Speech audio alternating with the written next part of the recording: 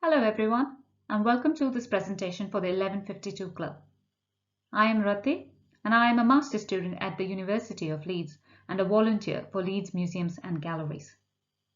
Today I am going to be talking about the Leeds Polytechnic exhibitions of 1839, 1843 and 1845. Most of you might be familiar with one of the most influential exhibitions in Britain in the 19th century, the Great Exhibition of 1851 at Crystal Palace in London. It was unique in that it was on a scale and a scope never seen before. It brought together fine arts, applied arts, as well as industry and science. But arguably it was not the first exhibition to set this precedent. The Northerners were well ahead of the capital on this issue. The Northern Mechanics Institutes had already set this type of exhibition trend almost a decade before the 1851 exhibition, proving that the Northerners were not the cultural Philistines they were often accused of being. Manchester Mechanics Institute was the first to hold an exhibition that brought together arts, science and industry under one roof in 1838. Provincial though these towns might have been, they did not lack for energy, enthusiasm or dedication, or even the competitiveness in putting on such exhibitions. So soon other towns followed.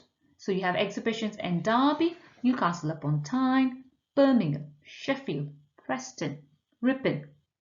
So, in essence, almost every town which possessed a mechanics institute seems to have held exhibitions. Leeds was not far behind because it held its first Polytechnic exhibition in 1839. The first two exhibitions, namely the ones in 1839 and 1843, were held to raise funds for the Leeds Mechanics Institute. The one in 1845 was aimed at raising money to provide public walks and baths for the town of Leeds. The journal that you see here is the one from the exhibition of 1845. Such journals and handbooks were very common back then. In addition to providing information about all the displays, it also provided instruction on how to dress, how to comport yourselves, and what to look for, particularly among the exhibits. It even suggested that if you did not agree with the book, then of course you were showing your lack of knowledge and polish. You can imagine that these books were geared towards instructing the lower middle classes or the working class population of Leeds. It shows that these exhibitions were attended by people from all walks of life and not restricted to the bulk of upper middle class or the elites made up of the industrialists and the professionals like the barristers, the bankers, the doctors or the academics. These exhibitions in Leeds were unique in a way that set them apart from the others. It provided the only occasions when the Leeds Philosophical and Literary Society and the Leeds Mechanics Institute collaborated together. These two institutes, that is the Leeds Philosophical and Literary Society and the Leeds Mechanics Institute, were both subscription-based and they were there for particular sections of the society, and so they drew in different classes of society. The Leeds Philosophical and Literary Society was an elite one, founded in 1819 and was made up of the cream of the Leeds industrialists and intellectuals. Its members were the who's who of Leeds, so money wasn't an issue for them. In other words, it was an exclusive club for a select few to pursue their scientific and literary interests. The Mechanics Institute, on the other hand, which was founded in 1824, was geared more towards the skilled workers and artisans, usually from the lower middle classes who were proficient enough when it came to reading and writing. And of course, some of the working classes, namely the managers of the factories and small masters who controlled manufacturing in domestic units or small workshops. To be fair, although the Mechanics Institute did start out targeting only this particular section of the population, they did change their policy to include a more wider variety of people from the working classes in the 1830s. But these motives were not wholly altruistic. Philanthropy wasn't only at the root of these institutes.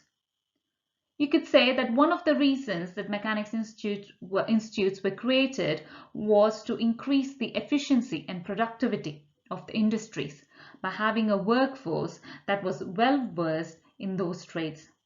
In other words, there was a utilitarian motive.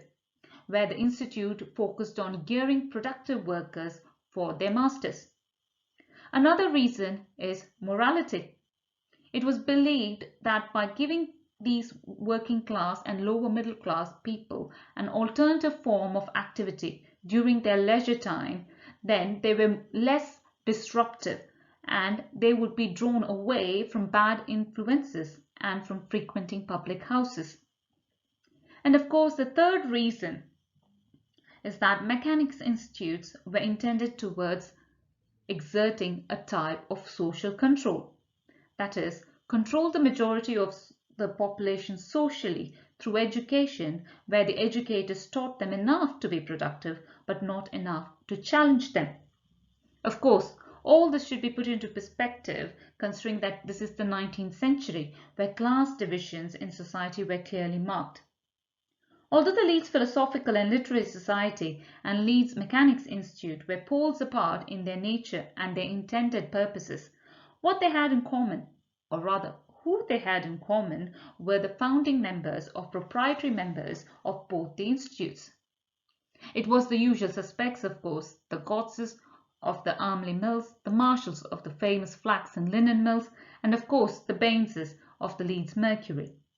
It should not be surprising to see the same names being on these two institutions, as there were not that many wealthy men around with enough funds to support such endeavours for a long time. So the first exhibition was held not in the Philosophical Hall, which was on Park Row, or in the building that housed the Mechanics Institute, which was along South Parade, but it was the Music Hall on Albion Street that was chosen as the most suitable location, where they could house all the collections of Leeds Philosophical and Literary Society as well as that of the Leeds Mechanics Institute. In this map of Leeds from 1842, I have highlighted the various locations to indicate where the institutes and the music hall might have been. So going from the right of the picture, the red arrow indicates Briggate, the white arrow indicates Albion Street, and then you can see South Parade and Park Square on the left hand side of the picture, and then the yellow arrow points to the Philosophical Hall on Park Row, and the pink arrow marks the Mixed Cloth Hall, which is now of course the City Square. This picture from the 1900s shows local businesses occupying the location of the former music hall in Albion Street. Here we can see a watercolor by Joseph Rhodes showing the picture gallery from the exhibition of 1839. This was in fact the north anteroom in the old music hall in Albion Street. These paintings did not come solely from the collections of Leeds Philosophical and Literary Society. It also came from the members' personal collection and other noteworthy people too. There was also supposed to have been a painting of Queen Victoria by George Hayter, who was her principal painter in ordinary. The exhibits varied vastly between the three exhibitions of 1839, 1843 and 1845. Sometimes there were more paintings than artifacts and science exhibits, and sometimes it was the other way around. But what didn't change was the showmanship involved in explaining scientific principles and the workings of industrial machines. So, if one year the principles of the diving bell were explained using mice, then the next time it was demonstrated with actual people. If there was laughing gas that set the attendees into peals of laughter one time, then hydroelectric shocks produced shrieks that rivaled them another. If that wasn't enough, there was also the wonder and fascination of the chromatograph, whose dazzling displays of color left everyone speechless. Here, as an example, I have chosen Charles Spalding's diving bell, which can hold up to 4 people in it, and the other is an example of a Victorian chromatograph that was like a magic lantern and a kaleidoscope put together. Of course, all of this wasn't free. It was a privilege, and for the price of 6 pence, you could be one of those privileged enough to experience it for yourself. That was quite a high price to charge for entry, especially for someone who was a working class person. But employers were encouraged to not only give their employees time off to go to these exhibitions, but they were also advised by the moral authorities of the town to provide them with the tickets rather than the money, lest they should spend it in a public house. A record number of people attended these 3 exhibitions. In 1839, there was a total of 183,913 admissions over the course of the exhibition, and in 1843, this number was around 166,243. These exhibitions took place at a time of immense political and social unrest. At that time, sectarianism was rife in Leeds. This divide was not only political, that is, depending on whether you were a Tory, a Whig, a Liberal or a Radical, but it was also along religious lines, depending on whether you were Anglican or Dissenter, Quaker, Baptist or Roman Catholics. Even the newspaper you read depended upon which side you leaned on. For example, if you were a Tory, you would read the Leeds Intelligencer. If you were a Whig, it would be Leeds Mercury. If you were a Radical, it would be the Leeds Patriot, and if you were a Chartist, you would subscribe to the Northern Star. But all that was put aside to form temporary alliances in order to shore up against the rise of the working classes, who in large numbers supported the Chartist movement. So, for the upper middle classes and the elite of Leeds, who were otherwise split along sectarian lines, these exhibitions allowed them to form temporary alliances to reassure themselves of their cultural and intellectual superiority and to imprint this superiority over the lower classes.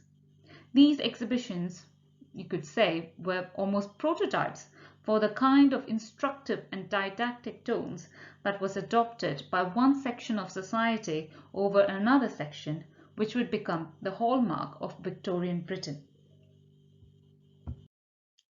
So, we have seen how exhibitions were not always intended for simply recreational purposes. They also have a political and social element to them. So next time you go to an exhibition, maybe ask yourselves, what's the purpose of this exhibition? And with that, we come to the end of this presentation. I would like to thank Catherine Robbins at Leeds City Museum and the staff at Abbey House Museum for giving me this opportunity. And thank you to you all for listening.